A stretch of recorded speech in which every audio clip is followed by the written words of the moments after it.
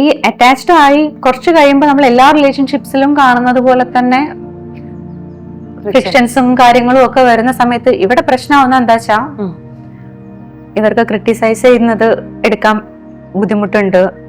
അവരുടെ തന്നെ ഗ്രാൻഡ്യൂസ് അവരെന്തോ സംഭവമാണ് എന്നുള്ള ടൈപ്പ് ഓഫ് ഫീലിങ്സ് ഉള്ള ട്രേറ്റ്സ് ഉള്ള NPD ആളുകൾ ഉണ്ടാവാറുണ്ട്. അങ്ങനെയൊക്കെ വരുന്ന സമയത്ത് നമ്മൾ തിരിച്ചു പറയുന്ന റെസ്പോൺസസോ ക്രിറ്റിസിസോ കമന്റ്സോ കറക്ഷൻസോ അല്ലെങ്കിൽ ഇഷ്ടമായിട്ടില്ല എന്ന് പറയുന്ന ഒരു റെസ്പോൺസസോ അതൊന്നും ആർക്കും ഒരു തരത്തിലും എടുക്കാൻ പറ്റില്ല. ആൻഡ് അതിനെ തിരിച്ച് റെസ്പോണ്ട് ചെയ്യുന്ന വേ എന്ന് പറയുന്നത് നമ്മൾ വൾണറബിൾ ആയിട്ട് നമ്മൾ ഷെയർ ചെയ്തിട്ടുള്ള കാര്യങ്ങളെ കുത്തി കുത്തി പറഞ്ഞിട്ടും മനസ്സിലാവുണ്ടോ, നമ്മളെ എങ്ങനെ ഹേർട്ട് ചെയ്യാം, നമ്മളാണ് പ്രശ്നം എന്ന് എങ്ങനെ ഫീൽ ചെയ്യിക്കാം എന്നുള്ള രൂപത്തിൽ ആയിപ്പോവും. ആൻഡ് അതൊരു കോൺസ്റ്റന്റ് പാറ്റേൺ ആയിട്ട് മാറുമ്പോ നമുക്ക് സെൽഫ് ഡൗട്ട് വന്നു തുടങ്ങും.